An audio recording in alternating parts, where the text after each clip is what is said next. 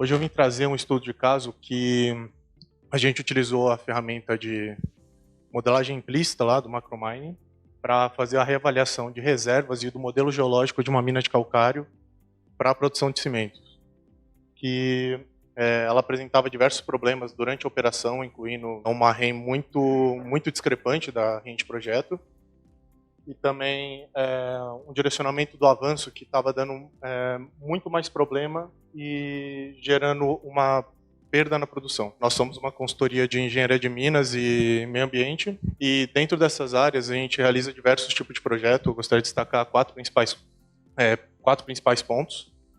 Então, na parte de engenharia mineral e geologia, nós fazemos a identificação de oportunidades de mercado, né, com a elaboração de estudos, planos e relatórios de pesquisa mineral, dimensionamento de beneficiamento, planejamento de lavra, modelamento geológico, desde a etapa de criação até a etapa final de desativação e reabilitação da área do empreendimento, que também vai cruzar com a segunda área, né, de meio ambiente, no qual a gente faz a parte de licenciamento ambiental, desenvolvendo também soluções, buscando o equilíbrio da operação e implantação do empreendimento mineiro com a preservação do meio ambiente ao máximo possível.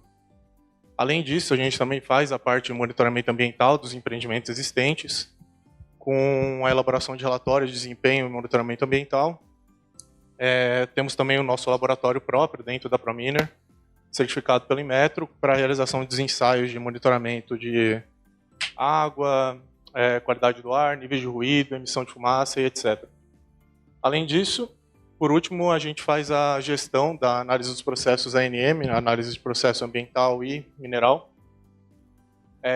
também fazendo a gestão dos prazos e obrigações legais desse processo para os titulares, dentro dos órgãos de mineração e meio ambiente, nas escalas federal, estadual e municipal. E aí, entrando realmente no estudo de caso, o que a gente fez, como eu disse, foi uma revisão do modelo geológico com uma reavaliação das reservas existentes nessa mina de calcário, que apresentava cerca de 12 litologias na primeira avaliação, 9 reduzidas para 9 na segunda, depois da reinterpretação, por conta dessa diferença no estéreo da REM e do impacto na operação do dia a dia. Utilizando a ferramenta de modelagem implícita do Macromining, que é uma ferramenta extremamente poderosa e que permite um controle muito bom, mantendo a qualidade do que a gente já faz. Então, nessa apresentação, vou passar basicamente o problema e o cenário que a gente encontrou no início do projeto, depois quais dados a gente tinha disponíveis e os problemas que a gente tinha com esses dados que a gente precisaria lidar antes de poder realmente aplicar nessa ferramenta. Daí seguindo a solução que a gente propôs, utilizando o Macromining. E, por último, os resultados e impactos, tanto na operação, quanto os resultados que a gente pretende utilizar como um futuro junto à empresa. Então, iniciando pelo problema, quando a gente iniciou esse projeto, a gente tinha essa mina de calcário com 12 litologias identificadas, uma mina de calcário para a produção de cimento, e estava sendo necessária a remoção de muito estéreo, né, para o desenvolvimento da mina, a liberação do minério, do calcário calcítico, com também a dificuldade de encontrar o calcário dolomítico para fazer a blendagem, e um avanço que estava prejudicando muito a construção da mina, o desenvolvimento dela, e foi necessário, inclusive, buscar uma segunda localidade para poder suprir a produção nesse meio tempo. Porque o modelo geológico existente na época, ele foi interpretado de uma forma, com os furos de sondagem, com base no modelo de seções, que gerou uma interpretação um pouquinho equivocada que resultou nesse subdimensionamento da porção de estéreo. Então, como eu disse, a gente encontrou 3 inconsistências, a REM, né, que no projeto apresentava 0,45 e, na verdade, em campo a gente tinha o dobro da REM, ou seja, muito mais estéreo para remover. A geologia, a gente tinha uma geologia no modelo antigo que tinha camadas com espessuras muito constantes, o que não era encontrado em campo. Haviam muitos bolsões de estéreo, principalmente na porção nordeste da cava. E uma região bem problemática que a gente encontrou, que foi o argical, que basicamente ele aparecia num pontal da mina, e ele era uma litologia que estava sendo muito importante no beneficiamento e estava faltando muito por conta dessa desse subdimensionamento do estéreo e superdimensionamento dessa região de Ardical, que à época ele foi interpretado como o estéreo existente nos furos de sondagem como sendo esse Ardical que não possuía a qualidade necessária para atender a fabricação de cimento. E por último, o avanço na lavra, que foi exatamente nesse pontal de Ardical, que foi indicado, só que foi encontrado uma porção de muito estéreo. Então, qual que foi a nosso primeiro questionamento? Que a gente precisava rever a interpretação desses contatos geológicos com base nesse furo de sondagem que a gente tinha uma pool de cerca de 170 furos de sondagem, e a primeira coisa que a gente foi por onde que a gente ia começar? E foi exatamente na busca pelos dados que a gente tinha disponível à época da reavaliação. A primeira, a gente tinha a topografia, a época anterior à abertura da mina. Depois, a gente tinha a topografia na época da primeira avaliação do modelo geológico antigo, e depois a topografia mais atualizada, que foi a época da contratação do serviço de reavaliação. E quais as dificuldades que a gente tinha com esse tipo de dado? Dentre as 3 topografias que a gente tinha um problema com a diferença de níveis da topografia. Então a cota ela estava discrepante em referencial para as 3 topografias. Então a gente teve que pensar num método para tentar corrigir isso daí antes de poder ser usado. Além disso, a gente tinha algumas porções que ou a topografia na época do primeiro modelo não atendia, ou a da época atual não atendia, e a gente teve que fazer também essa mistura das topografias para poder atender. O segundo que a gente tinha, que é o principal componente para a avaliação do modelo geológico, era realmente os furos de sondagem. Como eu disse, a gente tinha cerca de 170 furos de sondagem já classificados com base no modelo antigo, e eles estavam aleatoriamente espaçados dentro da mina, e a principal dificuldade deles era uma muito próxima da dificuldade que a gente tinha com a topografia, que foi a questão da falta da cota da boca do furo ou diferença da curva da referência de nível, que gerou furos deslocados para cima ou para baixo, que poderiam atrapalhar na modelagem, gerando uma bancada acima, uma bancada baixa na relação de estéreo, na relação do calcário, que foi inclusive um dos pontos que provavelmente gerou uma interpretação equivocada no modelo anterior. Além disso, a gente teve que fazer uma revisão das litologias, porque anteriormente, na primeira avaliação, foi realizada uma classificação em 12 litologias, depois a gente teve que reduzir a 9, com base na interpretação do geólogo de campo. E, juntamente com os furos de sondagem, para informações da geologia, foi feito um mapeamento das frentes de lavra na época da reavaliação, o que garantiu que a gente pudesse drapejar, praticamente, forçar a camada a passar por certos pontos dentro da cava que a gente identificava visivelmente, assim, bem marcado mesmo a geologia lá dentro. E desse mapeamento geológico, a gente identificou uma segunda área aqui em cima, né, que foi a área de abertura da segunda cava para suprir a necessidade de calcário calcítico, né, o filé mignon da mina de calcário para cimento. E com os dados que a gente precisava pensar numa solução. E o que a gente pensou primeiramente? Foi que, pela geologia, já conhecendo a estratigrafia do terreno, sabendo que as camadas elas realmente aconteciam 8 uma acima da outra, bem constante, a gente precisava considerar uma modelagem por contatos em quase todas as litologias, exceto essa região do Ardical, que eu vou falar mais para frente, mas que os dados, do jeito que eles estavam, se a gente não tem o dado de qualidade, a gente não consegue usar para obter um produto de qualidade também. Então, o que a gente precisava fazer primeiro era o tratamento dos dados que a gente tinha.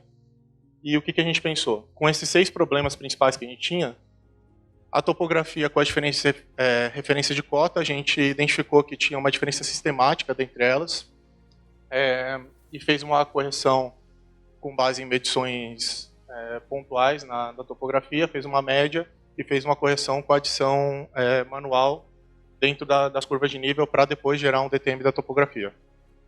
Na sequência, a ausência dos pontos da topografia atual, a gente fez um gap entre as topografias anterior e atual, manteve a atual mais no centro, onde realmente tinha cava, e na porção exterior a gente manteve a topografia mais recente que tivesse a informação daquela região. Na questão da alteração das litologias, tivemos que fazer realmente a reclassificação manual da base.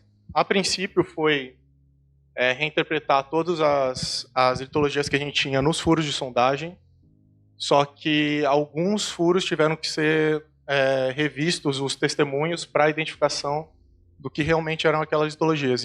E nessa etapa a gente também identificou um outro problema que foi muitos testemunhos já não existiam mais. Já tinham sido desfeitos, já tinham sido perdidos, então tiveram muitos furos que inclusive a gente teve que descartar, porque eles já não eram confiáveis, então eles mais sujariam o modelo, poderiam atrapalhar, fazer uma interpretação errada do que realmente ajudar no modelamento geológico e na reavaliação de reservas. Para os furos de cota de boca ausente, a gente tinha muitos furos dentro da região que já estava lavrada, só que eles eram anteriores à abertura da mina. Então, o que a gente pensou foi utilizar a topografia anterior à abertura da mina, já corrigida, né, com a diferença de cota para o levantamento mais atual, e utilizar essa cota como a boca do furo para a identificação da camada. Só que muitos dos furos já estavam completamente lavrados. Como a gente já tinha o mapeamento geológico das frentes de lavra, então a gente poderia simplesmente desconsiderar esses furos e manter apenas aqueles lá que tinham informações abaixo da topografia atual. E por último, a gente traduziu o mapeamento geológico de campo, né, que foi esse que permitiu que a gente pudesse descartar esses furos que foram completamente lavrados, transformando as linhas de contato em pontos de contato, que posteriormente a gente incluiu como ponto de controle dentro da ferramenta de modelagem implícita. E, ok, a gente tratou todos os dados e a gente tem uma base de dados relativamente confiável, mas a gente ainda tem muitos furos e informações para fazer essa avaliação de forma manual. E por que eu digo que não daria para a gente fazer de forma manual? Porque a gente tinha um tempo de cerca de um mês e meio, que eles precisavam de uma resposta da quantidade de estéreo na mina para poder fazer a solicitação de verba para o ano seguinte. Então a gente precisava de um resultado rápido e confiável para a gente apresentar isso daí para a diretoria. E ainda como a gente precisava justificar o porquê que estava tendo tanto aumento de estéreo, ele precisava ser um resultado rápido e confiável e que a gente pudesse replicar conforme a gente tivesse informações adicionais. E como que a gente fez essa facilitação do modelamento, mantendo esse controle de resultado? Passando primeiro no método antigo, né? A primeira reavaliação ela foi feita com o método das seções, que é basicamente colocar os furos, fazer linhas de corte igualmente espaçadas na topografia e ligar os contatos um a um na parte dos cortes. O que demoraria muito tempo, tanto que a gente tinha essa situação no modelo anterior, que foram infinitas sessões com muitos contatos e a gente não conseguiria fazer isso a tempo sem uma ferramenta de automação. Então o que a gente fez foi pegar a ferramenta de modelamento implícito do Macromine, que aqui eu deixei até a cara dela aqui, que foi para gerar os contatos geológicos, utilizando as litologias existentes nos furos de sondagem, além dos pontos de controle que a gente fez com base no mapeamento geológico das frentes de lavra. E qual que é a vantagem desse método? Que ele é replicável, ele é automatizável, inclusive a gente utilizou bastante a macro para ficar refazendo esse modelo, conforme a gente gerava um modelo, tinha que validar, gerava um modelo, tinha que validar, fazer alterações, e isso daí ficou muito mais simples, muito mais prático. Porque mesmo com a gente rodando cada vez durante 6 horas, às vezes um pouco mais até, ele ainda assim era mais rápido do que a gente fazer uma interpretação manual, por conta do tempo que a gente tinha disponível. E outra vantagem foi que, como ele já tinha uma estratigrafia mais ou menos constante, a gente podia personalizar simplesmente por conta de dupla-dupla das litologias existentes. E além disso, a gente incluiu os pontos de controle para forçar essa passagem da camada de cada um dos contatos dentro da mina, onde a gente já tinha o conhecimento que era certeza que a camada terminava ali e começava ali. Com isso, a gente conseguiu criar os contatos, que foram dessa forma, basicamente, onde a gente tem na ferramenta um include, a gente vai deixar todas aquelas litologias acima dessa camada. O que a gente tem como exclude, a camada vai considerar que isso daí tudo é abaixo. E a gente consegue identificar, a gente consegue deixar também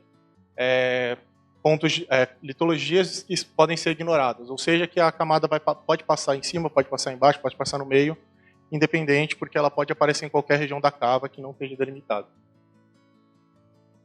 Então, no final do modelamento implícito, exceto pelo radical, que é a região problemática, todas as camadas foram modeladas utilizando a ferramenta da forma implícita, com os contatos delimitados, e a gente tem uma seção aqui, basicamente, com as 9 litologias que a gente tem. Aqui já está incluso o radical, mas ele vai ser falado mais para frente. E a gente obteve as 8 superfícies de contato geológico para poder atribuir no modelamento. Então, aí falando já na região problemática, que a gente tinha o radical, na primeira interpretação ele foi considerado uma falha geológica, daí a gente identificou que não era bem assim, ele era, na verdade, um bolsão de radical que tinha ali no meio.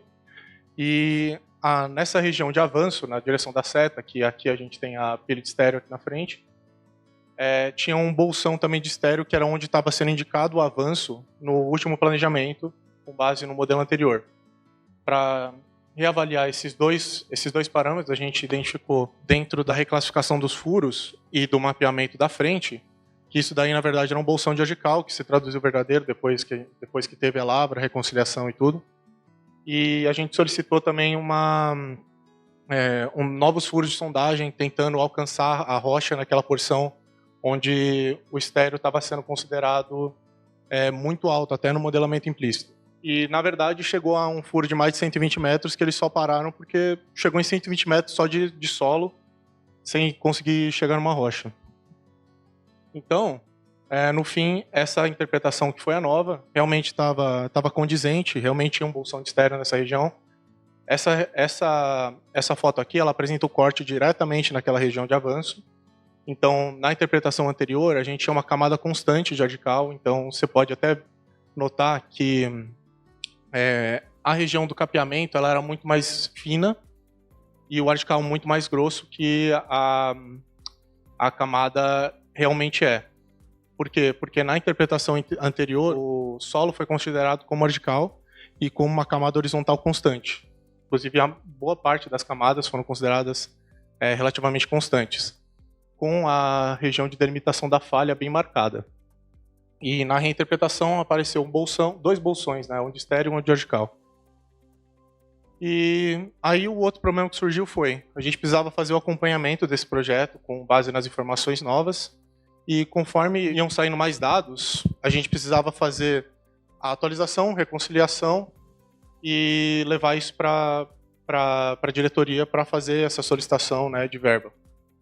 Então a gente utilizou a macro como um auxiliar nessa parte, fazendo um modelamento implícito, também a criação do modelo de blocos, desde o modelo em branco, atribuição de camadas e depois a crigagem com os teores que seriam utilizados na mina, com base nos teores das perfurações das frentes de lava.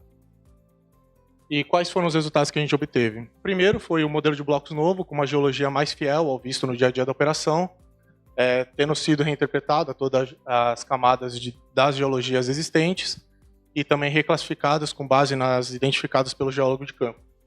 Além disso, a gente fez a reavaliação da quantidade de estéreo, depois eu vou apresentar, mas foi cerca do triplo do estéreo que existia anteriormente, o que aumentou a REM para o dobro praticamente. E a REM final chegou em, acho que, mais 50% do valor, com indicações também das zonas que deveriam ser evitadas, até por questões legais, quanto da geologia indicar que lá teria outro bolsão de estéreo, outro bolsão de capeamento. E, por último, a gente conseguiu criar um método de atualização da geologia que poderia ser utilizado tanto conforme vai avançando a frente de lavra, tem informações novas com base nos avanços, e com um método ágil, que a gente tem um resultado rápido, controlável, com base nos parâmetros, que podia ser replicado. E para a gente, quais foram os ganhos, foi a diminuição dos erros humanos, né, que a gente pode ter a interpretação diferente das seções, e na modelagem implícita, como é o algoritmo, a gente só vai fazer o controle dos parâmetros para direcionar melhor o resultado. Então a gente consegue ter esse maior controle com maior fidelidade quando a gente for replicar. E a gente também conseguiu gastar menos tempo hora para o projeto, além de entregar um resultado mais rápido para o cliente, e ter uma previsão de resultado, porque a gente, quando vai fazer manual, a gente às vezes se depara com alguns problemas que demoram mais tempo do que a gente espera. Aqui a gente, cada vez que ia rodar, a gente tinha uma ideia, vai rodar umas 6 horas aí. A gente deixava, a gente avaliava, passava com um alinhamento com o cliente, fazia as revisões necessárias e a gente tinha um prazo para conseguir entregar para ele um resultado que ele pudesse utilizar.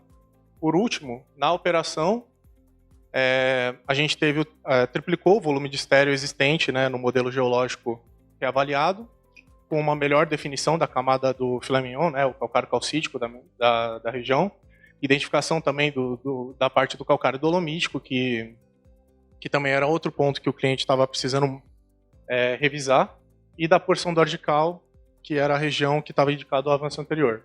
Além disso, também dobrou a renda do projeto de curto prazo, né? A gente chegou numa renda de 0,9, eles praticavam próximo de 1, estava bem condizente. E um aumento de 50% da renda global. A gente tinha uma renda de 0,45 no modelamento final da Cava. A gente teve uma redução de vida útil de alguns anos, por conta desse aumento do estéreo, porque começou a ficar muito caro. O avanço não poderia ser na direção da pilha de estéreo por conta do bolsão de capeamento. E a gente reavaliou, e na reavaliação a gente chegou numa renda próximo de 0,6, 0,60. E também foi identificado aqueles problemas da sondagem que deveriam ser revistas, e também com indicações de regiões que não estavam com tanta confiabilidade, necessário fazer novas sondagens. Então, é isso a apresentação. Gostaria de agradecer novamente pela atenção.